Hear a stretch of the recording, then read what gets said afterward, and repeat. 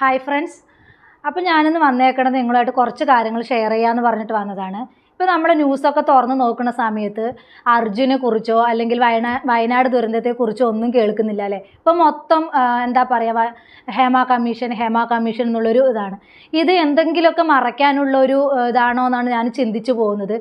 ഇപ്പോൾ തന്നെ ആലോചിച്ച് നോക്കുമ്പോൾ എന്താ പറയുക, അർജുനെക്കുറിച്ച് ഒരു വിവരമില്ല. അർജുനെ കാണാതായിട്ട് ഇപ്പോൾ മാസങ്ങളായി. അതുപോലെ തന്നെ വയനാട് ദുരന്തത്തിനെ കുറിച്ചും ഒന്നും ന്യൂസുകളിലൊന്നും സംസാരിക്കുന്നത് കാണുന്നില്ല. അപ്പോൾ വയനാട് ദുരന്തത്തിൻ്റെ ഇതൊക്കെ എല്ലാവർക്കും കൊടുത്തു കഴിഞ്ഞു. അർഹതപ്പെട്ടവർക്കൊക്കെ പൈസ കിട്ടിയോ, എന്താണ് ഏതാണെന്നൊന്നും നമ്മളിപ്പോൾ ഒന്നും അറിയുന്നില്ല. ഇപ്പോൾ മൊത്തം കേൾക്കുന്നത് എന്താ പറയുക, ഹേമ കമ്മീഷൻ്റെ റിപ്പോർട്ടുകളും കാര്യങ്ങളും ഇത് മാത്രമേ ഉള്ളൂ. അവൻ പീഡിപ്പിച്ചു, ഇവൻ പീഡിപ്പിച്ചു. ഇന്നിപ്പോൾ പറഞ്ഞിട്ട് വരും ഒരാൾ പീഡിപ്പിച്ചു, ഒരു നടൻ പീഡിപ്പിച്ചു. പിന്നെ നാളെ വന്ന് പറയുന്നത് അയാൾ എന്നെ പീഡിപ്പിച്ചിട്ടില്ല, ഞാൻ എന്തോ ഒരു ബോധത്തോടെ പറഞ്ഞതാണ് അങ്ങനെ. അപ്പോൾ അതിൻ്റെ പുറകെയാണ് ഇപ്പോൾ മീഡിയക്കാർ മൊത്തം. ഇത് ഞാൻ ആലോചിക്കുന്ന സമയത്ത് ഇപ്പോൾ കുറേ പേര് അങ്ങനെ ചിന്തിക്കുന്നുണ്ട്. അപ്പോൾ ഞാനും കുറേ കാര്യങ്ങൾ ചിന്തിച്ചു. ഇത് എന്തെങ്കിലുമൊക്കെ മറയ്ക്കാനുള്ളൊരു എന്താ പറയുക, ഒരു മറയായിട്ട് വെച്ചിരിക്കുകയാണ് ഈ അർജുൻ്റെ കേസും അതുപോലെ തന്നെ എന്താണ് വയനാട് ദുരന്തത്തെയൊക്കെ കുറിച്ചിട്ടുള്ള അവരുടെ ആ കാര്യങ്ങളും ഇതൊക്കെ മറയ്ക്കാനുള്ളൊരു മറയാണോ ഈ ഹേമ കമ്മീഷൻ എന്ന് ചിന്തിച്ചു പോവുകയാണ്. ആദ്യം ഇന്ന നടൻ പീഡിപ്പിച്ചു എന്ന് പറഞ്ഞിട്ട് യുവതികൾ രംഗത്ത് വരും. ഇപ്പോൾ തന്നെ നമ്മൾ കണ്ടതാണ് ന്യൂസിൽ നടൻ ജയസൂര്യ പീഡിപ്പിച്ചു എന്ന് പറഞ്ഞിട്ട് ഒരു യുവതി രംഗത്ത് വന്നത്. പിറ്റേ ദിവസം പുള്ളിക്കാരി പറയുന്നുണ്ട് ജയസൂര്യ അല്ല, അങ്ങനെയാണ് ഇങ്ങനെയാണെന്നൊക്കെ പറഞ്ഞിട്ട് അത് മാറ്റി തിരിച്ചു. അതുപോലെ തന്നെ ഇപ്പോൾ നിറഞ്ഞു നിൽക്കുന്നത് നിവിൻ പോളി ഒരു പെണ്ണിനെ പീഡിപ്പിക്കാൻ ശ്രമിച്ചു, കെട്ടിയിട്ട് എത്രയോ ദിവസം പീഡിപ്പിക്കാൻ ശ്രമിച്ചു, മയക്കുമരുന്ന് നൽകി, അങ്ങനെയാണ് ഇങ്ങനെയാണ് എന്നൊക്കെ പറഞ്ഞിട്ട് ഒരു യുവതി രംഗത്ത് വന്നു. പിന്നെ പിറ്റേ ദിവസം കൊണ്ട് നിവിൻ പോളി തെറ്റുകാരനല്ല, നിവിൻ പോളിക്ക് സപ്പോർട്ടായിട്ട് വിനീത് ശ്രീനിവാസൻ വന്ന സമയത്ത് നിവിൻ പോളി അല്ലാന്ന് അതൊരു ന്യൂസായി മാറി. ഇപ്പോൾ വെറും ഈ ഒരു ന്യൂസിലോട്ട് മാറിയിരിക്കുകയാണ്. ഇപ്പോൾ ആരും വയനാട് ദുരന്തത്തെക്കുറിച്ചോ അല്ലെങ്കിൽ എന്താ പറയുക അർജുൻ്റെ ഇതിനെക്കുറിച്ചോ ഒന്നും പറയുന്നത് കേൾക്കുന്നില്ല. അതുപോലെ തന്നെ പിന്നെ പറയുന്നത് കേട്ടു അർജുൻ്റെ വൈഫിന് ജോലി നൽകിയെന്ന്. അതും ഒരു മറയായിട്ടാണ് എനിക്ക് തോന്നുന്നത്. അതുപോലെ തന്നെ പിന്നെ ഞാനൊന്ന് ചിന്തിച്ചു, അർജുൻ്റെ ഫാമിലി എന്താണ് ഹേബിയസ് കോർപ്പസ് കൊടുക്കാത്തത് എന്ന്. അതും ഒരു ചിലപ്പോൾ ഒരാൾ മിസ്സിങ് ആയി കഴിഞ്ഞാൽ ആദ്യം നമ്മൾ എന്താ ചെയ്യേണ്ടത്, ഹേബിയസ് കോർപ്പസ് ആണ് കൊടുക്കേണ്ടത്. അതും കൊടുത്തിട്ടില്ല. അപ്പോൾ ഞാനൊരു വക്കീലിൻ്റെ അടുത്ത് ഞാൻ കുറച്ച് സംശയങ്ങളൊക്കെ ചോദിച്ചു. അപ്പോൾ അദ്ദേഹം ഇങ്ങനെയുള്ള കുറച്ച് കാര്യങ്ങളാണ് പറഞ്ഞിട്ടുണ്ടായിരുന്നത്. അപ്പോൾ എനിക്കും ഇങ്ങനെ സംശയം തോന്നി, ഇതൊക്കെ എന്തെങ്കിലുമൊക്കെ മറയ്ക്കാനുള്ളൊരു മറയായിട്ട് ഇവർ കരുതിയിരിക്കുകയാണോ ഹേമ കമ്മീഷൻ. ഇവരെല്ലാവരും കൂടെ ഒന്ന് കൂട്ടുനിന്നിട്ട് എല്ലാം ഈ ഒതുക്കി തീർക്കുകയാണോ. ഇപ്പോൾ നോക്കുകയാണെങ്കിൽ വയനാട് ദുരന്തത്തിൽപ്പെട്ടവർക്ക് കോടികൾ വരുന്നുണ്ട്. ഇപ്പോൾ മമ്മൂട്ടിയാണെങ്കിലും അതുപോലെ പല നടന്മാരും പല രാജ്യങ്ങളിൽ നിന്നും പല ഭാഗത്തു നിന്നും കോടികൾ കൊടുക്കുന്നുണ്ട്. വയനാട് ദുരന്തത്തിൽപ്പെട്ട അർഹതപ്പെട്ട കൈകളിൽ അതൊക്കെ കിട്ടുന്നുണ്ടോ എന്ന് ഞാൻ ചിന്തിക്കുകയാണ്. അതുപോലെ തന്നെ അർജുൻ്റേത് ഇത്രയും മാസങ്ങളായിട്ടും ഇത്രയും വലിയ ലോറി, അതുപോലെ തന്നെ അർജുൻ ഇത്രയും സജ്ജീകരണങ്ങൾ ഉണ്ടായിട്ടും ഇത്രയും ഫെസിലിറ്റീസ് ഉണ്ടായിട്ടും അർജുനെ കണ്ടെത്താൻ കഴിയില്ല, അതിൽ കണ്ടുപിടിക്കാൻ പറ്റിയിട്ടില്ല എന്ന് പറയുമ്പോൾ ഭയങ്കര ഖേദകരമായിട്ടാണ് തോന്നുന്നത്.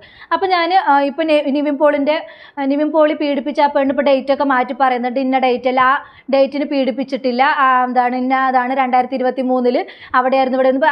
ആ സമയത്താണ് നടിക്ക് എന്താ പറയുക, ആ സമയത്തായിരുന്നു നിവിൻ പോളിക്ക് കൊച്ചിയിൽ സിനിമ ഷൂട്ടിംഗ് ഒക്കെ ഉണ്ടായിരുന്നത്. അതിൻ്റെ ഒരു ഭാഗങ്ങളൊക്കെ പറഞ്ഞിട്ട് വിനീത് ശ്രീനിവാസൻ വന്നിട്ടുണ്ടായിരുന്നു. അപ്പോൾ ആ ഒരു തെളിവുകളൊക്കെ പറഞ്ഞപ്പോൾ ഈ യുവതി തകിടം പറഞ്ഞു. അപ്പോൾ ആ യുവതി പറയുന്ന കുറച്ച് വാക്കുകളൊന്നും നമുക്ക് കേട്ടിട്ട് വരാം കേട്ടോ, ഒന്ന് കേട്ട് നോക്കൂ.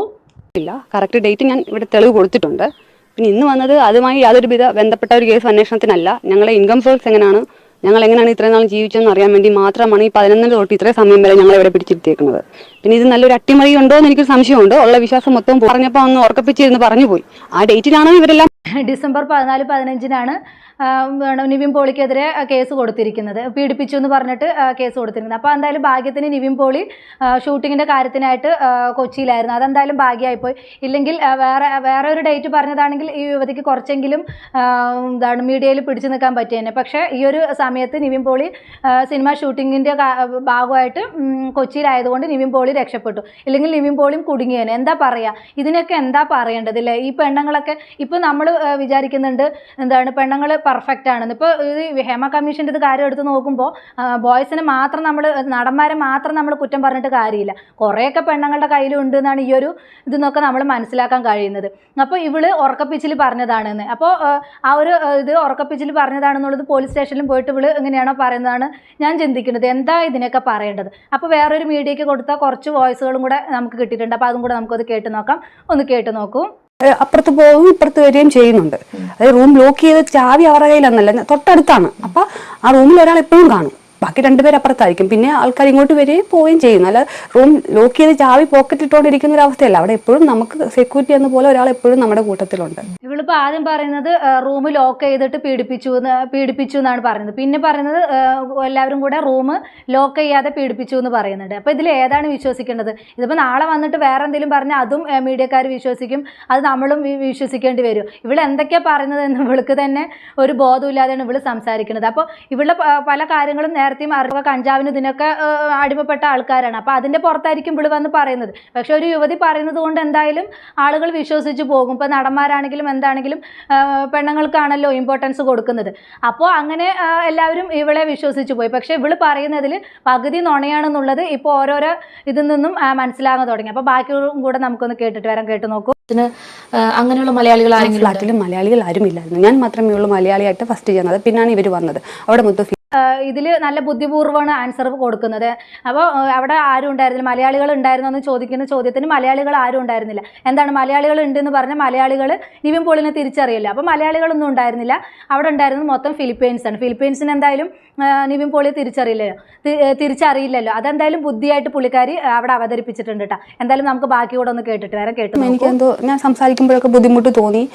ഞാനെന്തോ ടയേർഡാണ്, എനിക്ക് ശ്വാസം മുട്ടൽ സംസാരിക്കുമ്പം ആ ഒരു കിട്ടാത്തപ്പോൾ പുള്ളിക്ക് തോന്നി എനിക്കെന്തോ അതായത് ഞാൻ ഇടയ്ക്കിടയ്ക്ക് ഇങ്ങനെ കംപ്ലൈൻറ്റ് ഉള്ള വ്യക്തിയാണ്. അപ്പോൾ എനിക്ക് ഇതുപോലെ ശ്വാസം മുട്ടൽ ബ്ലീഡിംഗ് ഒക്കെ വരുന്നതാണ്. അപ്പോൾ ഞാൻ പെട്ടെന്ന് നാട്ടിലോട്ട് വരികയും ട്രീറ്റ്മെൻറ്റ് എടുക്കുകയും അവിടെ എനിക്ക് കോസ്റ്റ്ലി ആയതുകൊണ്ട് നമുക്ക് അവിടെ കാണിക്കാൻ പറ്റത്തില്ല. അപ്പം ഈ ജോലിക്ക് പോകുന്ന സമയത്തും ചിലപ്പോൾ ഒരാഴ്ച വന്നിട്ട് ഞാൻ തിരിച്ചു പോകും. ഇപ്പം നമുക്ക് നാട്ടിലേക്ക് വരികയാണെങ്കിൽ തന്നെ എത്ര പൈസ വേണം? ആ പൈസ ഉണ്ടെങ്കിൽ അവിടെ തന്നെ ചികിത്സിക്കുന്നതല്ലേ നല്ലത്. ബ്രീത്തിങ് പ്രോബ്ലം ഒക്കെ ഉണ്ടെന്ന് പറയുന്നുണ്ട്. അപ്പോൾ വരാനും പോകാനും തന്നെ 40,000 50,000 ടിക്കറ്റ് ചാർജ് ആവും. ആ ഒരു ടിക്കറ്റ് ചാർജ് ഉണ്ടെങ്കിൽ അവിടെ തന്നെ ചികിത്സിക്കുന്നതല്ലേ നല്ലത്. ഇടയ്ക്കിടയ്ക്ക് ഇങ്ങോട്ട് വരും, ഇടയ്ക്കിടയ്ക്ക് അങ്ങോട്ട് പോകും. അപ്പം തന്നെ ആലോചിച്ച് നോക്കി 80,000 വേണ്ടി വരും വരാനും പോകാനും കൂടെ. അപ്പോൾ ആ ഒരു എമൗണ്ട് ഉണ്ടെങ്കിൽ അവിടെ തന്നെ ചികിത്സിക്കുന്നതല്ലേ നല്ലത്. അപ്പോൾ ഇതിൽ തന്നെ പുള്ളിക്കാരനെ മനസ്സിലാക്കാൻ പറ്റും ഈ പുള്ളിക്കാരി പറയുന്നത് മൊത്തം പൊട്ട തെറ്റാണെന്നുള്ളത്. എന്താ പറയുക, ഇതൊക്കെ എല്ലാം മറയ്ക്കാനുള്ള ഒരു മറയായിട്ടാണ് എനിക്ക് തോന്നുന്നത്. അല്ലാതെ ഇതിലൊക്കെ സത്യം ഉണ്ടെന്നൊന്നും എനിക്ക് വിശ്വസിക്കാൻ പറ്റുന്നില്ല. അപ്പോൾ പുള്ളിക്കാരി കുറച്ച് കാര്യങ്ങളും കൂടെ പറയുന്നുണ്ട്. അതും കൂടെ നമുക്കൊന്ന് കേട്ടിട്ട് വരാട്ടോ. ഒന്ന് കേട്ട് നോക്കൂ. എന്ന് പറയാൻ പറ്റില്ല. ആ ഒരു സാഹചര്യമായതുകൊണ്ട് പുള്ളി ഒട്ട് വയ്യായിരിക്കും, അതായിരിക്കും ഇങ്ങനെയൊക്കെ സംസാരിക്കുന്നത് തോന്നിയിട്ട് പുള്ളി തന്നെ ടിക്കറ്റ് എടുത്ത്. അത് എന്നോട് പറഞ്ഞില്ല, എൻ്റെ ഒരു അനിയൻ അവിടെയുണ്ട്. അപ്പോൾ പുള്ളി അവനോട് വിളിച്ചിട്ട് അവർക്ക് എന്തോ വയ്യാൻ തോന്നുന്നു, ഞാൻ ടിക്കറ്റ് എടുത്തിട്ടുണ്ട്, എങ്ങനെയും ഒരു ടാക്സി കിട്ടാൻ ബുദ്ധിമുട്ടുള്ള ഒരു സ്ഥലമാണ്. ഈവനിങ് ആകുമ്പോഴത്തേക്ക് ഭയങ്കര തിരക്കാണ്. അപ്പോൾ പുള്ളിയോട് പറഞ്ഞു ഒരു ടാക്സി പിടിച്ചു കൊടുക്കുക. അപ്പോൾ എനിക്ക് അത്രയ്ക്കും വയ്യായിരിക്കും, ഒരു ടാക്സിയൊക്കെ പിടിച്ച് നോക്കി നിൽക്കാൻ പറ്റാത്തതുകൊണ്ടാണ് അങ്ങനെ പറഞ്ഞത്. അപ്പോൾ ഈ കോൾ വന്നത് ഇവർ കേട്ട്. അപ്പം അനിയൻ വരുന്നുണ്ട്, അപ്പോൾ നീ റെഡി ആക്കിയോ, പാസ്പോർട്ട് ഇത് എടുത്ത് നീ ഒന്നും എടുക്കണ്ട, റെഡി ആക്കിയോ, അപ്പോൾ ടാക്സി അവൻ പിടിച്ചു വരും, അവൻ നിന്നെ എയർപോർട്ടിലോട്ട് കയറ്റി വിടും. അപ്പോൾ പുള്ളി അവിടെ വന്നൊരു ടാക്സി പിടിച്ചു തന്നു, എന്നെ എയർപോർട്ടിൽ കയറ്റി വിടാണ്. ഇപ്പം ഈ ഭർത്താവ് പുള്ളി പറഞ്ഞ സംസാരം കേട്ടിട്ട് ഇവരെല്ലാം അപ്പുറത്തോട്ട് റൂമിലോട്ട് പോയി. അവരെ ഇവൻ കാണുകയോ അങ്ങോട്ടും ഇങ്ങോട്ടും ഇവർ കണ്ടിട്ടില്ല. അങ്ങനെയാണ് അവിടെ നിന്ന് ഞാൻ ഇങ്ങനെ ഒരു സിറ്റുവേഷനിൽ നിന്നാണ് സഹോദരനെ കൂട്ടിക്കൊണ്ടു പോകുന്നതെന്ന് ഇല്ല. അപ്പൊ എനിക്കപ്പോൾ ശ്വാസം വിടാൻ വയ്യാത്ത ഒരു അവസ്ഥയപ്പോൾ പുള്ളി വിചാരിച്ചു എനിക്ക് ബ്രീത്തിങ് ഡിഫിക്കൽറ്റി കൂടിയത് കൊണ്ടുള്ള ഒരു ശാരീരിക ബുദ്ധിമുട്ടാണെന്നാണ് പുള്ളി മനസ്സിലാക്കിയത്. അപ്പോൾ പുള്ളി അപ്പോൾ എനിക്ക് ടാക്സി പിടിച്ച് താഴോട്ട് കൊണ്ടുവന്ന് ടാക്സി പിടിച്ചു തന്നു, ഞാൻ കയറിപ്പോയിരുന്നു. അതിനുശേഷം നാട്ടിലേക്ക് അന്ന് സംഭവം ഞാൻ എയർപോർട്ടിൽ വന്നപ്പോൾ എൻ്റെ ഹസ്ബൻഡ് ടിക്കറ്റ് എടുത്തത് വരെ മാറിപ്പോയി. ഞാൻ ഒരു ദിവസം എയർപോർട്ടിൽ കഴിച്ചു കൂട്ടി. അതായത് ടിക്കറ്റ് പുള്ളി എടുത്തു തന്നത് ദുബായ് ടു കൊച്ചിയാണ്.